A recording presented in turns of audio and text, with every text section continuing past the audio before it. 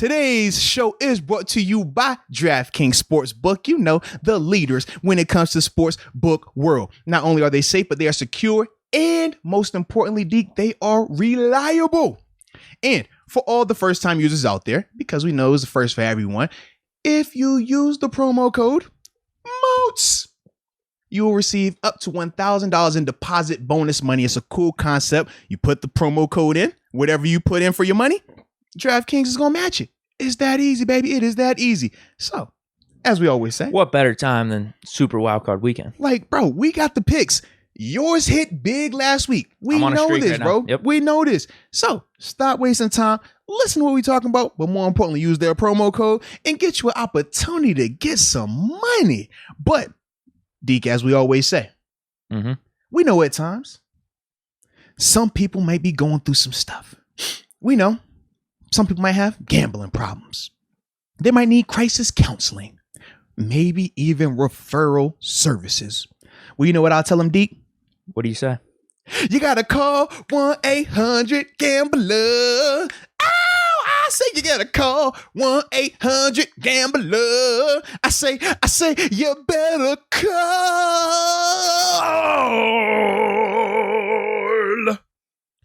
1-800-GAMBLER.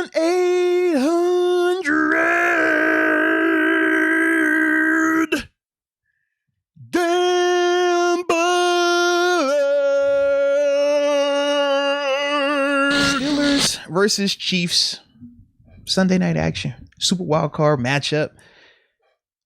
As we always do, we started out with our 3 things that we like. Yeah. So in the chat, let us know 3 things that you like about this Chiefs team, and we'll, give our 3 things. But you got to just 3 positives right now, no negatives, just the 3 things that you like about this team. All right, you want to go first on this one, or you want me to go first, man? Well, first one's obvious. I think we both agree on this one. Mahomes. I had him in all caps, actually. He's pretty good. Somebody say he's all right. He's pretty good. He yeah. He all right. Great arm. Young stud. Super Bowl champion already. Clutch. Yeah, he's good. Anything else? Am I missing something? Because you said Super Bowl champ, I didn't know he was going to throw some MVPs and personal accolades. I say no, he was going that route. That stuff's cute. I don't need to go into that. Okay, no. Okay. No, this is the playoffs now. That's regular season stuff. Oh, okay. All right, just check it. Yeah, I agree though. Were you finished with Mahomes? He's a little mobile too. We could throw that in there. A little sneak. All right. Anything else? No, that's it. He's good, dude. Sounds tight. Listen, I ain't know the energy today, man. It's playoff. It's Super Wild Card weekend. I just say no. We haven't had a show where we're live on a Super Wild Card weekend. We've never done that before. So I was tiptoeing. I ain't know. They say don't just dive in. Maybe it's shallow, or maybe it's a bottomless pit. I just had to put my toe in. Check it out. You bringing that up reminds me of last year's wild card previews and stuff. Yeah, and you know how people are bringing up the Chiefs fans or the media, ripping on the Steelers here, thinking this is like a gimme for the Chiefs. I remember. We definitely did that, or at least I know I did last year against the Browns, because when we lost in week 17, we were like, oh, this is the best result because it was with Mason. We were missing some guys. Now we get to play them at home in the wild card. With our guys. They're the weakest squad. Yeah. I still feel that way. I mean, we gave it to them off that snap. And they had the COVID stuff too, bro. That was the nuts part. Yeah. They didn't even have Stefanski. They said Stefanski, bro, was watching the game on a delay. They were missing a bunch of guys on their O-line. Man. I mean, we still, I feel, gave them that game. Now, they did play more physical than us at points. Like, our defense was looking sloppy. But at the same we had too many turnovers. Obviously, the snap right off the bat. We saw in the second half, I thought we were playing a lot better and we were gaining control, but it was just too little too late. Yeah. I still feel that way, but that just goes to show any given Sunday, you can't disrespect your opponent like that. Yeah. So I was a little disrespectful last year, I think. Just slightly. Rightfully so. It's the Browns. Slightly. I mean, come on. Just slightly, bro. But what I'll say is this, man. Excuse me. What I like about them obviously starts with Mahomes, man. I'm with you. Elite level player. He has the it factor, like we like to talk about it, the clutch gene. Doesn't matter when it is in the game. It doesn't matter the score. As long as he's out there, he is definitely in the game. I mean, we've seen him dating back how many years now, where the year when they won the Super Bowl, they were trailing by 2 to 3 scores every single game en route to winning the Super Bowl. Like, is just different with him. Trailing in the Super Bowl. Yeah, absolutely trailing in the Super Bowl. He can make every single throw. He almost can, because he's not athletic to the extent that it forces you to play certain coverages, but he's athletic enough that if you turn your back on him, he can scoot. He can run and get a 20-yard gain. We've seen him do that and take care of himself to not get the hit. He's one of those deceptively fast guys. Like, you don't think he's blazing or anything like that, but he picks up his yardage and gets out when he needs to. But I also like his just his control of the situation as well. Like some of the things that we talk about with Seven that we've seen from him historically, and things that we might have complained about not seeing enough of this year in terms of him being able to check every single thing at the line of scrimmage. Mahomes has that autonomy and he exercises it, but he doesn't overdo it in the sense of it's certain times where it's like, you know what? I could easily see him saying, hey man, let's check this and throw it anyways, but he will run the ball. He will check it off and hand the ball off. So I do like that about him as well. But yeah, Mahomes definitely starts with him, man. I have a question for you because I thought in our first game against them, we were not getting pressure for sure. Yeah. Whenever we would blitz 4. But there were times where we would try to blitz and it seemed like they dropped 7 back to block and that would screw us. They would leave our guys man to man and they were able to get open. Mahomes actually still had time when we would blitz. Like it felt like we were guessing wrong a little bit. Yeah. Is Mahomes making those checks? Like, hey, tight end, you're staying back to block. To an extent, yes. To an extent, if he sees pressure, yes, he will tell a guy to stay in. Chip, delay on your release. Because he's also knowing that if you blitz me, you're telling me where to go with the ball. Because for you to blitz a guy means you're going to leave a guy out of coverage. So that's one of the bigger reasons why people don't like to blitz Mahomes, because when you blitz him versus elite quarterbacks, you never want to blitz him. That's why people don't like to blitz Ben. No one really want to blitz Brady. You think about, man, like when those guys were like elite at that time, like you don't blitz them because they are smart enough that you're not going to fool them. When they see that pressure coming, because the design, because somebody of the 11 is always going to tell something. This nickel corner right here, he's going back and forth. Oh, I don't know if he's going to blitz or not. What's the safety doing? Safety in the middle of the field? All right. Sky, nah, he might blitz, but he might not. You know what? He's in the middle of the field. He's not coming. That safety's walked out over here and he's directly on top of this guy.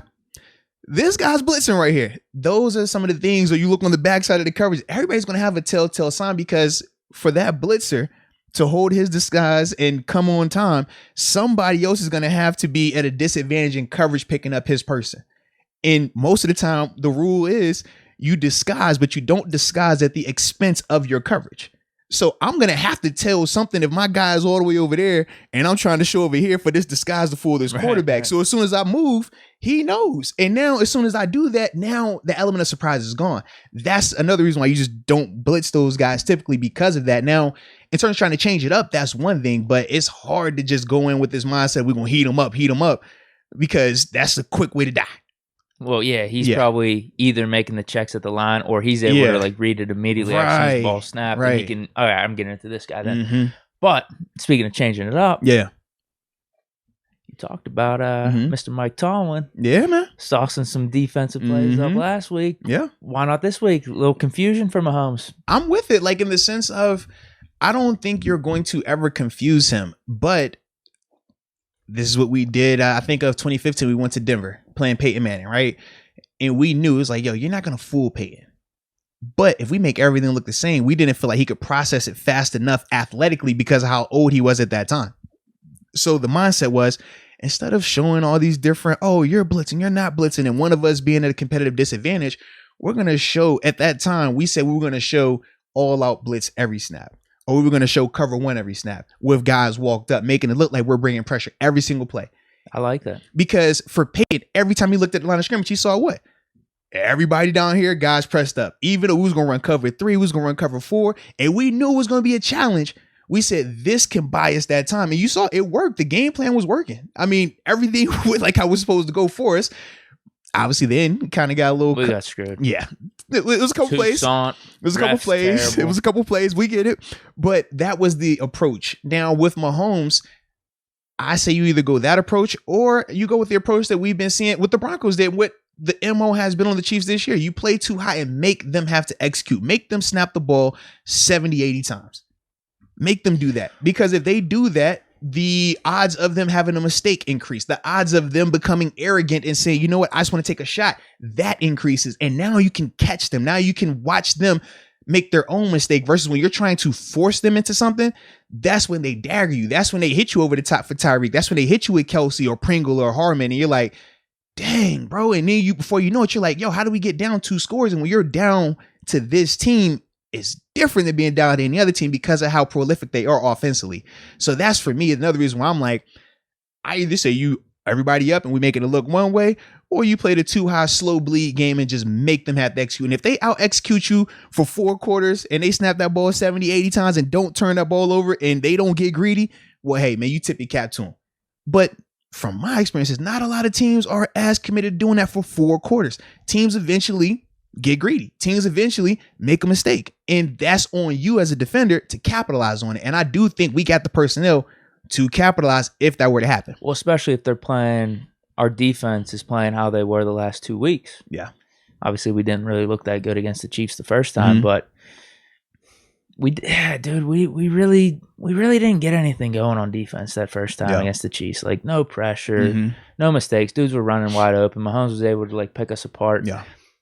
I feel like, maybe we can. Maybe we can this time, like you said. And the thing that you mentioned in last podcast was Devin Bush simply making that tackle on Mark Andrews too. Like, we would have to keep playing like we have been these past 2 weeks. And the reason I say that is because we have been tackling good. We have been making stops. Whereas like there's been points with our defense throughout the season. We've just been getting carved. It's like simple plays are going for like 10, 15 yards at a time. But if we could almost... What'd you say? Did you say like a slow bleed in a way? Yes, a slow bleed, We're like, okay, you pick up 3 yards here, 3 yards there, and it's 3rd and 3. All right, if you get it, it's just a new series. Yeah. You got to keep on executing. Absolutely. I like that. And we can, and it also, if you're talking about our offense as well, man, if we can implement those type of things in terms of the keep away elements, you keep them off the field also. Because the Bengals were able to do that keep them off the field. Second half of their game against the Chiefs. Like, they were able to get them in third and long situations. Sometimes even 3rd and short, and they were able to make some stops. Yeah, all it takes is 1 or 2 stops here or there. And now, hey, keep this ball for another 4 minutes. You're killing the quarters. I mean, how many games have we sat in at times and we're like, bro, we feel like we're not out here. We feel like we haven't got a chance. You know, like, that's how you can attack a team like this, man. And how you can take away one of the things that they do great, which is put their offense out there on that field, man.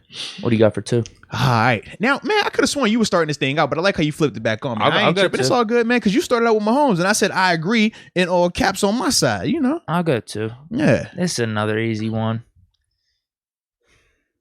Top end talent on offense, but oh, yes, sir. Yes, sir. Here's the interesting thing, though. Tyreek Hill has an injury. The Hill. Yeah. I mean, I said Tyreek Hill with the Hill, but yeah, he has the Hill. He's been dealing with, from the warm-ups last game, they said. Yeah, which is really random, but he was limited. I don't know how he's going to be in this game. Yeah. But that's what I mean. This one has a little bit of a caveat because obviously you have Tyreek Hill and Travis Kelce. But he practiced today, though. Did he? Yeah, I want to say official? He practiced today, and he they didn't even have. I don't think they had him listed because he's not listed as did they have the questionable or anything? Drop yet? Yeah, I think it did. Because before we came on, there was nothing. Yeah, because I think I had just saw it. Yeah. Full. Yeah. Yeah, I was gonna say that's what I thought it was. Full. Yeah, a bunch of their studs are full. Snead, Matthew, Kelsey, Willie Gay, Orlando Brown. Edwards-Helaire might come back. They got him listed as limited. That. Yeah, Darrell Williams is limited too. Yeah. I don't know if it matters though with how we've been doing against running backs. To be honest with you, like they could have Gore back there. Who knows? Because you saw what Gore did against us. He did. I mean, you saw what Helaire did for us the first time. He looked like he was a daggone power running back. I was like, yo, what's happening here? Yeah, we are legitimately last in the league in rush defense. Yeah, I didn't know that. I thought it was like bottom 3, bottom 5. We are like literally dead last. 32nd in like a couple stats. It's terrible. It's kind of like terrible. It's kind of like we flipped. It's like last year, Mr. Rooney said we're not going to be dead last in running the ball, and now we're not dead last running the ball. Now we're just dead last stopping the run. So if Mr. Rooney comes out this offseason and gives us another, we're going to get this. We're not going to be dead last run defense. Now we'll be good to go. So we're almost there, man. So why I say the top tier talent? That's the obvious thing. Travis Kelce and Tyreek Hill. Okay, top at their positions. But I also actually want to give some credit to their second guys that maybe I shit on a little bit the first time we played them because they stepped up in our game, Pringle and Hardman. They did. Pringle was our biggest problem. We stopped Hill. Yeah. Hill had what, 2 catches, 2 targets for like 19 yards. It was right at the beginning of the game. And as they were getting him the ball that consistently, it was like 2 in a row. I'm like, oh no. But then, yeah, they didn't go to him after that because I guess they saw the mismatches with Pringle and Hardman. But what I will say is this, though. Him being out there, it was impacting the game. I showed a couple of the plays with like how Mink would have to account for him. That's the only thing with him being out there. He was still forcing. Yeah. Think like during Waller when we played the Raiders early in the year, we were like, man, Minka can't do some of the things he wants to do. It was kind of like that a little bit. Yeah. Those guys have stepped up, though. They played good in our game, and then they also played good in the Broncos game when Hill was limited. So I got to give them credit, but the top-tier talent is obvious. Yeah. No, I like that. So for me, man, I like their defense when they have the lead, and I'm very particular about that. When their defense is in front and they have the lead and they could just pin their ears back, play, rush the passer and coverage, I love their defense. I think they got guys that can win one-on-one. Frank Clark, Chris Jones. Obviously, we know Melvin Ingram. He brings a lot to the table for them as well. Their secondary, you start getting Tyrann Mathieu being able to do some of his stuff, rob in the middle of the field, creating some turnovers. Like when they can just play pass and they don't really have to account for the run, man, they are tough. They are tough. And typically they've been able to do that a lot because of how explosive their offense is.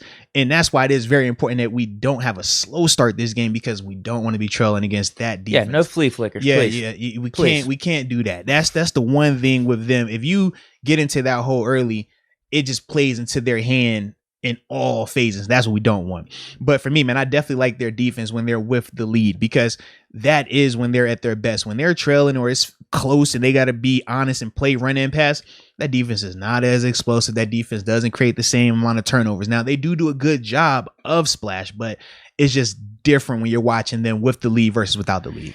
One of the main differences, though, in this game versus the first one is our offensive line. Did Leglue play in that one? I guess he did.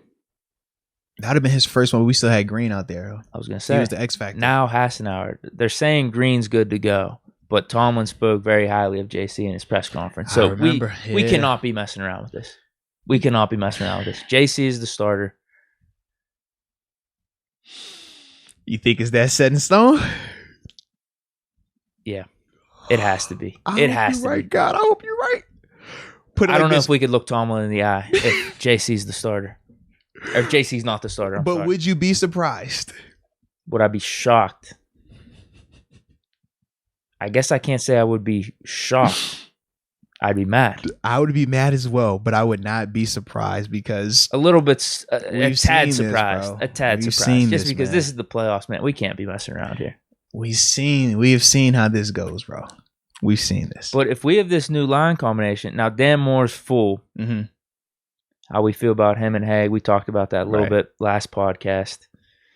But the JC Leglue combination has been good for our running game. And we couldn't really get that going in the first half of the Chiefs. Randomly, we were able to get it in the second half. That's probably because they're playing more prevent. But that could benefit us greatly in this one in terms of starting to set up something balanced on offense, get Najee going, and keep the defense, as you were saying, off balanced. No, I would agree, man. That would be really helpful because I think we all know that's the key. We got to have a balanced offense. For a fact, man. Let's run, keep the ball out of Mahomes' hands, and play some good defense. It's pretty much that simple. No, for a fact, bro. For a fact. All right, what's your last thing you got for him, man, that you like? And then after that, we'll read off some of these in the chat that I see. Okay. I'll just stick with it. You're right. Their defense is pretty nice. Opportunistic. I'm just going to stick with Reed, though. Reed's a really good coach. Oh, you better believe it. Yeah. Because I said him last time. Absolutely. Ain't nothing changed. Yeah, nothing's changed. He's a really good coach. No. He's been in these moments. You can't discount experience. He's got a lot of it. He's won the Super Bowl, too. So, definitely that weight is off his back, too. Yeah. Oh, man, could Reed win the big game or not? Yeah, he's an awesome coach. So you got to give him credit for that. And just to have the Chiefs with how they started too. What was it, 4-4 at one point, and everyone's thinking the sky's falling for them. No. To get them back to the 2 seed, they had a chance for the 1 seed. They strung together a really good season, actually. No, I agree with you on that, man. And he was actually, I had a slash. Okay. I was like Andy Reid / overall team confidence. Man, you talk about that beginning of the season for them, like you just mentioned. They were either 500 or maybe a game below 500 at one point this season. And to see them rally off, 8 of the last 9 games they won. Yeah, and it hasn't been easy. I mean, they faced some quality opponents, but at the same time, they've had some easier games as well. But the one thing is, they continue to show up. They've shown a lot more consistency and just, like I said, overall confidence that they believe they can do it, regardless of the opponent, regardless of the situation, regardless of how much time is on the clock. They just believe. Very similar to what we talked about last week when we said, no, that late fourth quarter overtime time frame, we just looked like a team that believed, whereas Baltimore, they didn't like they had that same type of confidence. The Chiefs, they play with that same type of confidence that we were referring to. And that is something that I think, is a really good asset for them. All right, let's go to our 3 things we don't like. We'll just a little bit speedier with this because it's got like 8 before we hop on the phone with TG. This one's tough. I mean, their offensive line, their edges, you could still get around them. Their offensive line solid, so that'll be my first one. No. They have good names, like Orlando Brown's really good, but their guy on the right side, what the hell's his name? He's a guard, bro. Andrew Wiley? Yeah. He's getting subpar gradings and stuff, and just so happens we have TJ Watt on that side, so that's something we should definitely be able to take advantage of. And you see teams being able to do it too throughout the season. Like they're getting pressure on Mahomes. Sometimes he's just able to get the ball out quick enough though. Yeah. Well, I had O-line as my first thing as well, but I do agree, man. That right tackle, he's the guy that I have circled. He's the one that gives up the most pressure to me. But Mahomes just has a really good feel for the pocket. That's why the sack numbers aren't crazy, nor the pressure numbers. He just has a natural feel of being able to slide away, step up, sometimes not reverse out the back door, but he'll bubble out as well over top of the pressure. He just has a good job. And like you said, man, sometimes he just gets rid of it fast. Like they do a lot to help those guys and protect those guys, especially that right tackle guy, man. Okay. Second one. See, I like their defense. I'm not like that opposed to it. See, I got the defense up here for my second one. I ain't even gonna lie. Do I want to single someone out? Sorensen? That's part of the reason why I got the defense up here, bro. I just ain't want name dropping, but you know how I feel. Their secondary is good. Their corners are nice. Yeah. Tyron First Matthew. to pass, yeah. When they can play with that lead, man, I'm with you, bro. Their rush defense actually isn't like that amazing. Yeah. Which is good for us. So I'll say that. They got, average to below average rush defense. The problem is if teams get down, you can't be rushing the ball that much. Yeah. So we have to just have this nice steady balance. We got to be in the game, keep the ball out of Mahomes' hands. So yeah, I'll say rush defense for them. Yeah, for me, I had defense when not leading. Because remember, I had defense when leading because I like their defense a lot when they have the lead. Like they can be tough. We're on the same page. But when they don't have the lead, I don't like that defense at all when they don't have the lead. Like you said, you can run the ball on them. I think that their secondary is a little bit more susceptible when they don't have the lead as well because they can't get as exotic. They can't have the honey badger doing some of that stuff that he does around the line of scrimmage. Yes, big time difference when they don't have the lead. And when they don't have the lead, that defense, yeah, I ain't really a fan of it like that, man. All right, what's your third thing though, baby? This one doesn't have anything to do with the team. But the Chiefs fans' cockiness that I'm seeing online, I don't like that. I really don't. Don't be making retirement flyers for Big Ben. I'm about to face your team right now. I'm Talk about to about beat it. you guys. Talk about it. That's what I don't like. Well, it's not a good attitude going into a game like this, especially when you're facing off against a Super Bowl champion. So not only quarterback, but also coach. It's funny you said that. I just put down arrogance. Yeah.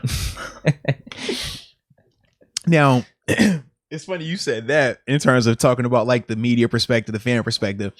I just look at them sometimes and I'm like, I know in the second half of the season, they've operated with a lot less arrogance, but man, it's times where as much as we like to praise Mahomes, we've talked about early in the season where he will do some wacky stuff in terms of just taking some chances because he feels like he's that much better than everyone else. So he feels like he can make every throw out there.